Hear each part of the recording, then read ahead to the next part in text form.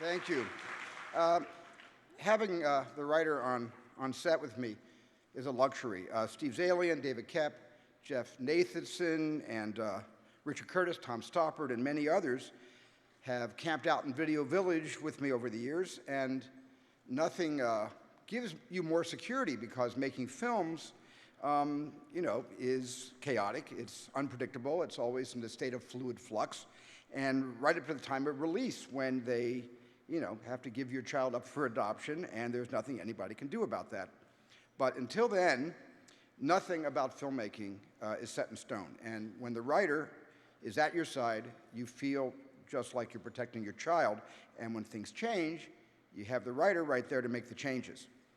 But when the writer is a Pulitzer Prize-winning playwright of great renown, what I wasn't prepared for on Lincoln was getting little scribbled notes handed to me, and not just on a weekly basis, but hourly, and half-hourly, and actually after every take. And my producer, Kathy Kennedy, reminded me that that's what they do in the theater. And I fired back, this isn't theater, this is film. But I began to realize that this experience was special. This one was a hybrid of both. And the value of having Tony's brilliant ear in helping to guide this photoplay and helping me to be a different kind of director than I'd been was, I think, the generous gift from this great author and dear friend, Tony Kushner, who you are honoring tonight. When you get to know Tony, you find that he is not shy about his love for democracy. He grew up gay in a family of progressive Jewish Democrats in a mid-sized Louisiana town, which means he is used to being in the minority. He's used to being in several minorities.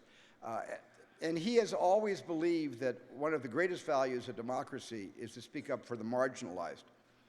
His upbringing also gave him an understanding that the political and the personal are always intertwined, and that fear and courage, loss and disappointment, and hope all shape what a kind of person we're going to become, and even what kind of a leader we could be someday.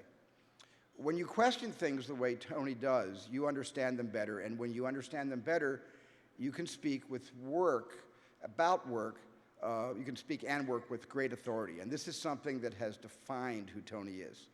His love for the great American experiment is unlike any other love for process that I've ever seen, and I think his work on Lincoln is the ultimate demonstration of that passion.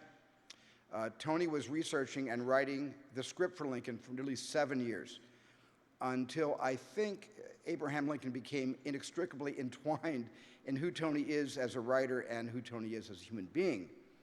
And I believe Tony got to know Abraham Lincoln in a deeply profound way that only a writer can, as only Doris Kearns Goodwin could when she wrote her book, Team of Rivals, and as only Daniel Day-Lewis could in channeling this political artist in his epic struggle toward making a greater good, making a difference. And it's for this reason that I believe the film has become so personal to millions of people, both here and abroad, people who have turned out in unexpected numbers to experience what Tony and all of us had been working on.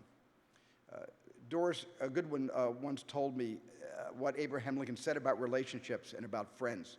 And Lincoln said, the better part of one's life consists of his friendships.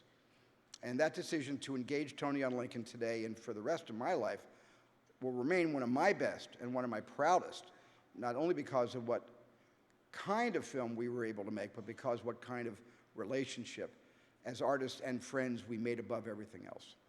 We believed in this movie, each of us for our own worthy reasons, but perhaps no one more so than the man who wrote so honorably and reverentially without deification to bring our 16th president back to life at a time when democracy, when the very process that Tony has loved so much remains under national scrutiny. It's only fitting, I think, that the WGA has decided to honor Tony with the Paul Selvin Award.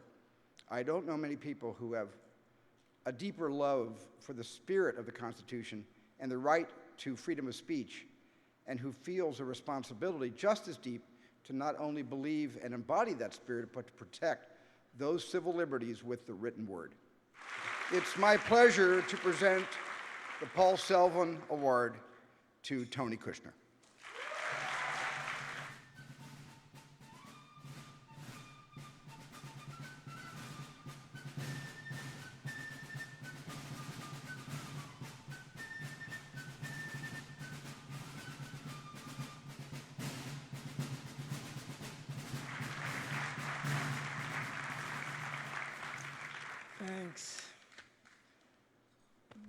Thank you, Steve.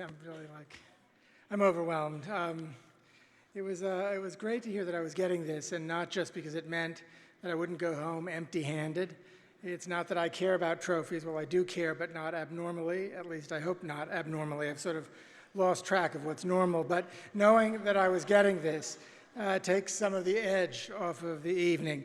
Much more than a little welcome to ease, I felt very honored and very grateful. I'm grateful to my whole Lincoln family, more than I can ever adequately express, to Doris Kearns Goodwin and her big, great book, to Steven for all sorts of things and everything, but mostly for being a great, risk-taking, genuinely brave artist and a monumental mensch, to Kathy Kennedy, Empress of the Jedi, who approaches producing with generosity, with the soul of an impassioned artist and the mind of a critical thinker, to Christy McCosco, who held us all together, to my agent, the gorgeous and indefatigable Brian Siberel. I'm most grateful to my husband, Mark, who suffered through this with me, whom I can't imagine life without, and to whom I'm legally married in 9.5 states and counting. Speaking of civil liberties, and of course I'm also grateful to the WGA West. Civil liberties and constitutionally protected freedom are what this award's about, and so I'm grateful if you think Lincoln has something to say about these things. I would have screwed up terribly if a script about Abraham Lincoln had nothing to say about these things, especially freedom. I imagine I share with every writer here tonight a desire to contribute something meaningful to the way people understand themselves and one another, and maybe to contribute something of value to the conversation our society, our democracy, is always having with itself. Whatever we write about, we're writing about freedom. In the work we do, even when we don't do it as well as we wish we had, and most of us always wish we'd done better, by writing, by defying the internal and external police enforcing silence on behalf of oblivion, we are among those who champion the free play of the imagination and its untrammeled expression as it insists upon its essential role in making and recollecting history. That's important, even more important than trophies and awards. I'm proud to be in your number.